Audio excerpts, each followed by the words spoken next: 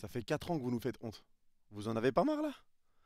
Salut les fraudes, j'espère que vous allez bien. On se retrouve pour une nouvelle vidéo. Et nouvelle vidéo débrief du match entre l'Algérie et la Guinée. Victoire 2 buts à 1 de la Guinée face à l'Algérie dans ses qualifications à la Coupe du Monde 2026. Un match pitoyable, un match où j'ai beaucoup de choses à dire et croyez-moi que je vais les dire. Mais avant ça, merci comme d'habitude à toutes les personnes qui ont été présentes sur le live pour vivre cette énième honte encore une fois avec nous. Merci à vous et merci à ceux qui prendront 2 secondes pour mettre le petit pouce bleu et le commentaire pour le référencement. Vous êtes les goûts. Et maintenant on est parti tout de suite et je vais commencer par Petkovic. Alors Petkovic, à un moment donné, je te le dis d'entrée, sauve-toi. Barre-toi, je ne veux plus de toi dans mon équipe nationale. Va-t'en, va-t'en. Et pour ceux qui vont me dire non mais t'abuses, t'es dur, c'est que le 3e match, les gars, c'est le premier match officiel de Petkovic. Défaite, match au stade Nelson Mandela, match chez nous, match à la maison, on le perd face à la Guinée, concurrent direct pour les qualifications à la première place. On pouvait terminer à +6 cette journée sur la Guinée. On est à égalité de points avec eux, avec un match extérieur à jouer, un match retour à jouer chez eux derrière. À un moment donné, il faut arrêter de se moquer de nous. Parce que ceux qui vont me dire t'es dur avec Petkovic, t'es dur avec Petkovic, les gars, quand on voit l'équipe déjà qui est alignée, parce qu'on peut déjà se plaindre de l'absence de Shaibi, etc. sur la liste qui a été faite pour l'équipe nationale. Mais quand tu vois l'équipe qui est alignée, déjà moi je me pose des questions sur Aïssa Mandji Tougaï. C'est pas ça qui a cloché. Je me pose des questions sur le double pivot avec Bentaleb et Zerouki parce que les derniers matchs qu'ils ont joués ensemble c'était ignoble, ils le tentent mais finalement c'est pas ça qui m'a choqué non plus. Tu viens avec un 4-4-2 dans un système un peu bizarre avec 4 joueurs offensifs mais tu mets pas de neuf.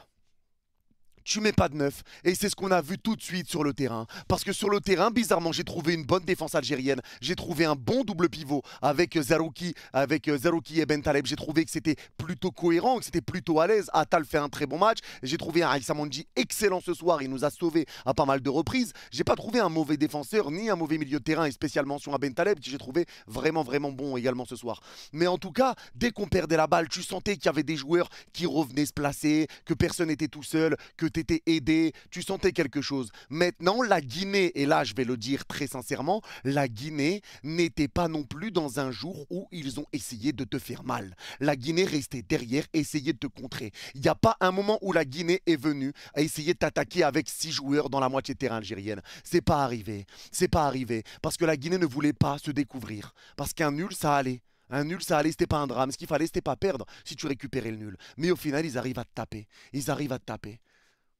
Et sans vraiment forcer, qui plus est, parce qu'ils sont juste restés vraiment bien défensifs, bien bloc bas. Et tu te fais prendre comme ça. Tu te fais prendre comme ça. Les gars, à un moment donné, il faut le dire, le problème de l'équipe nationale, le problème que rencontre l'équipe nationale, c'est que ces mecs ne se parlent pas. Mais si vous n'avez pas d'envie, si vous ne voulez pas mouiller le maillot, si vous voulez continuer de nous faire honte, mais barrez-vous. On va jouer avec les locaux, c'est mieux. Oh, respectez-nous un peu, parce qu'on se plaint tout le temps. Non, faut pas prendre Bounjar, non, faut pas prendre Blaili, faut plus les prendre, ça y est. Il faut des joueurs qui jouent en Europe, hein, parce qu'on veut des joueurs qui jouent en Europe. Mais finalement, sur la dernière CAN, qui a mis un petit peu d'espoir pour l'Algérie? C'est ces 2 joueurs qui jouent pas en Europe et qui jouent au Qatar. Parce qu'on en avait marre. Bounjar, tu vas plus venir si tu joues encore au Qatar. Et ben au final, c'est lui qui vient et qui te donne espoir encore sur les derniers matchs. À un moment donné, il faut arrêter. Il faut arrêter et il faut être honnête parce que quand Blaili et Bounjar sont là, et ben tu sens que l'équipe, ça joue bien aussi. Tu vois qu'il y a quand même du spectacle. Tu sens qu'il se passe des choses. Et aujourd'hui, tu sens rien. Aujourd'hui, tu sens rien parce que tu as des gens, des joueurs. Le match aurait pu durer 1 heure de plus, on n'aurait pas remarqué. Parce qu'aujourd'hui, les 3 buts qui sont marqués, c'est la Guinée qui les met. On n'aurait pas marqué, c'est un but contre leur camp, je le rappelle encore une fois. Et vous n'avez pas honte. Vous n'avez pas honte de sortir des performances pareilles. Vous n'avez pas honte. Hein? Parce que là, ça devient très grave, les gars. Et c'est très grave quand tu vois que les joueurs ne se parlent pas. Parce que bizarrement, à chaque fois sur le 2e but qu'on prend, c'est des joueurs qui mettent des déviations bancales. La tête d'Atal. Mais Mandrea sort et parle. Parle, tu sais dire j'ai. On a vu Tougaï aussi, qui mettait des longues chandelles alors qu'il était tout seul, il rend le ballon à la Guinée. Mais vous savez vous parler, vous savez temporiser, vous savez tourner la tête. Ça centre, il n'y a personne dans la surface, ça regarde les baskets. Il centre la tête baissée.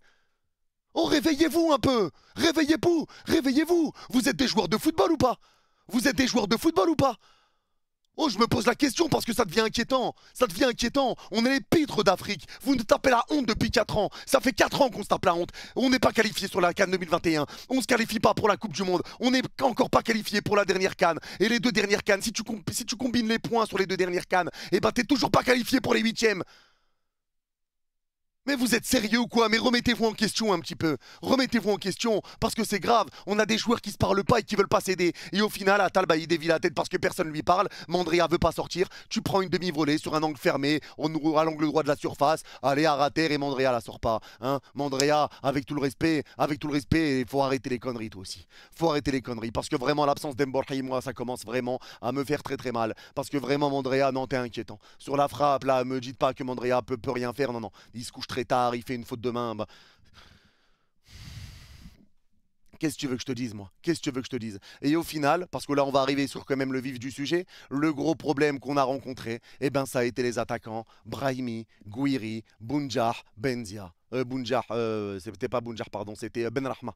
Benrahma et Benzia. On arrive sans vrai numéro 9 dans ce match. On arrive sans vrai numéro 9. Et sur le match, il se passe rien. T'as aucun joueur qui fait des différences. T'as personne qui fait des différences. T'as personne qui prend la balle, qui essaye de faire des trucs. Y a rien, il se passe rien, t'es pas dangereux. Tu mets des frappes de pouce à entrée de surface quand t'arrives à être un minimum à te créer une situation. Tu mets des frappes de pouce à entrée de surface ou des frappes pas du tout cadrées. Mais à un moment donné, les gars, Benrahma, il a été appelé 5000 fois avec l'équipe nationale algérienne. 5000 fois, il a été nul. Et tu le convoques encore. Et tu le fais encore jouer. Est-ce que Benrahma a un match référence avec l'Algérie? Non. Est-ce que Gouiri a un match référence avec l'Algérie? Non. Et malgré ça, tu les mets titulaires sans aucune assurance à côté, sans aucun joueur à côté où tu sais qu'il y a de l'expérience. Hein, tu mets que des joueurs qui ont aucune performance validable, aucune performance solide avec l'équipe nationale algérienne, tu les alignes. Parce qu'aujourd'hui, Benrahma, ça a été pittoresque encore une fois. Ça a été pittoresque. Et combien de chances on va lui donner encore? Combien? Combien? Brahimi, je t'en parle même pas. Brahimi qui nous fait des bons matchs, à chaque fois qu'il revient, c'est comme ça. Il revient, il nous fait des bons matchs, il nous endort, et derrière, il redevient nul. Les gars, Brahimi sur la deuxième mi-temps, il a 3 pertes de balles de suite. 3.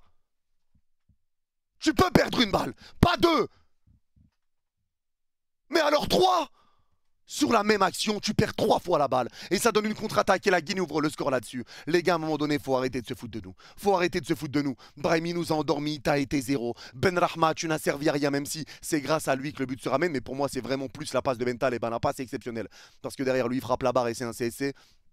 Mais le but est quand même ramené par Benrahma. Mais à un moment donné, tu n'apportes pas grand-chose. Gouiri, les gars. Gouiri. Mais tu te fous de la gueule de qui, toi aussi? Tu te fous de la gueule de ski? Parce que quand t'affrontes le PSG, quand t'es en Ligue 1, tu sais te régaler, tu sais dribbler. Et là, un contrôle, tu sais pas le faire, frérot. Un contrôle, tu sais pas le faire. C'était un contrôle du bac, c'était un contrôle de philo, c'était un contrôle de Mac. Pourquoi tu stresses? Pourquoi tu stresses? Un contrôle, il savait pas le faire. Il a glissé sur tous les ballons. Mais est-ce que même il était sur le terrain? Mais les gars, ça devient très grave. Et moi, ce que je reproche, alors il y avait Benzia qui était pas top non plus. Mais Benzia, j'ai senti quand même un joueur qui avait de l'envie, moi, ce soir. Parce que je vois que tout le monde tombe sur Benzia qui a été nul, etc. Pour moi, je sentais un joueur qui avait de l'envie. Devant, on avait des joueurs qui faisaient rien. Donc forcément, Benzia, c'est pas lui qui va prendre la balle et qui va tout faire tout seul. Hein, mais moi j'ai senti un joueur qui avait de l'envie contrairement aux autres. Il avait de l'envie. Il revenait aider les défenseurs. Il décrochait pas mal. Il était souvent derrière Atal parce qu'il est venu aider la défense. Il faisait les efforts, Benzia. Il faisait les efforts. Et il a essayé de ramener des situations quand il pouvait. Mais malheureusement, il n'était pas aidé par les attaquants. Et moi maintenant, je vais parler de Petkovic parce que Petkovic, mon pote, à un moment donné, nous on s'est tous rendu compte qu'il nous manquait un numéro 9. Il nous manquait un vrai numéro 9. Il fallait rentrer Bounjah. Il fallait rentrer Amoura pour ramener un petit peu de dynamisme sur le côté. Mais tu ne le fais pas. Tu ne le fais pas. Moi, les gars, je descends. Je ne suis jamais monté dedans de toute façon. Mais le train Petkovic, je me barre. Je me barre. Et il peut faire tout ce qu'il veut derrière. Hein. Il peut faire tout ce qu'il veut dans ses qualifs Coupe du Monde. Il peut se passer tout ce que vous voulez avec lui. Hein. Qu'on se qualifie. Hein. Mais je veux plus de Petkovic. 3 matchs, pas 3 matchs, je ne veux plus de Petkovic. Je ne le sentais pas et je le sens encore moins maintenant. Je le sens encore moins. Parce que là, tout ce qui s'est passé aujourd'hui, c'est de sa faute. C'est de sa faute, les gars. C'est de sa faute. Parce que oui, les joueurs n'ont pas été bons. Les joueurs n'ont pas été mauvais. Mais pour la majorité, on le sait. Pour la majorité, on le sait. C'est pas des magiciens, les gars. Pour la majorité, on le sait. Et imaginez-vous si le double pivot encore, Zerouki Bentaleb n'avait pas marché. Rendez-vous compte si Touga Imandi c'était encore dégueulasse. Les gars, ça aurait pu être pire. Au final, heureusement que les 2 choses qui n'avaient pas marché avant ont marché aujourd'hui. Mais devant, ça n'a pas suivi. Et tu ne fais pas de changement. Et malheureusement, Petkovic fait des changements quand tu es mené. Quand tu perds, là, monsieur commence à se bouger. Hein, parce que les encouragements de Petkovic sur le terrain, quand tu es mené, c'est « Allez, allez !» Allez, allez! C'est ça un coach! C'est ça un coach! Mais remets-toi en question, toi aussi. Remets-toi en question. À un moment donné, fais des changements à la mi-temps. Tu vois que ça marche pas offensivement. Fais des changements. Fais quelque chose. Comment c'est possible? Comment c'est possible? Tu fais pas de changement à la mi-temps. Tu mets des joueurs qui n'ont pas d'expérience et des joueurs qui n'ont pas de match référence avec l'équipe nationale. Tu les mets titulaires. Et il faut arrêter les conneries. Tu viens dans un système qui est différent. Je comprends pas. Les changements, tu sors des joueurs tu sors les meilleurs joueurs pour rentrer dans... Je comprends pas ce qu'ils cherchent. Je comprends pas ce qu'ils cherchent. Je ne comprends pas. Je ne comprends pas. Et moi, je leur en veux. J'en veux à Petkovic. J'en veux aux joueurs parce qu'aujourd'hui, c'est inadmissible. Un match nul, c'était pas dramatique. Pas dramatique. Une victoire, c'était une superbe opération. Une défaite, c'était un drame. Et aujourd'hui, c'est un drame. Aujourd'hui, c'est un drame. Parce qu'on a perdu à la maison, on va devoir jouer ce match retour en Guinée. Et ça fait 6 points. On a 6 points, ils en ont 6. Et on a un match retour à jouer chez eux. On reste premier. Mais à un moment donné, les gars, il faut arrêter. Qu'est-ce qu'on mérite là en jouant comme ça? Qu'est-ce qu'on mérite en jouant comme ça? On mérite quoi? On mérite quoi?